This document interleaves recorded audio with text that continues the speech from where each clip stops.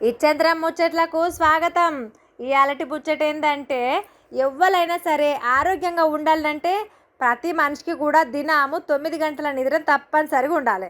కానీ ఇక్కడ ఒక ఆయనను చూస్తేనైతే మీరు చిత్రపోతరులా ఏకంగా సంవత్సరంలో 300 దినాలు పండుకొనే ఉంటాడంట. మరి దీనికి ఏందయ్యా కారణము అంటే, రాజస్థాన్కు పోవాల్సిందేగా, కథ మొత్తం వినవలసిందే. ఆయనని ఇప్పుడు ఆధునిక కుంభకర్ణుడు అని పిలుస్తున్నారట నుల్లా. మరి ఆయన పేరేంది, ఏం చేస్తాడు, ఏం కథ అని అంటే చెప్తా ఇనుర్రిగా. ఆయన పేరు పూర్కారాము. ఆయనకు 46 ఏండ్లు అన్నట్టు. అయితే ఈయన నెలకు 25 రోజులు నిద్రలనే ఉంటాడులా. అంటే సంవత్సరంలో మొత్తము 300 రోజులు నిద్రపోతూనే ఉంటాడన్నమాట. ఈ అరుదైన వ్యాధి ఆయనకు 23 ఏండ్లు ఉన్నప్పుడే సోకిందటనుల్లా. ఇక ఈ వ్యాధి పేరు ఏందంటారు అంటే యాక్సిస్ హైపర్స్నోమియా అంటారట.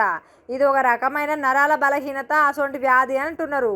ఇక దీనివల్ల ఆయన నిద్రలోకి జారుకున్నాడంటే చాలు ఏకదాటిగా నిద్ర పోతూనే ఉంటాడు. ఇక మెలక రాదు. మిగిలిన 5 రోజులేమో ఆయన తన వ్యాపారం చేసుకుంటూ ఉంటాడు.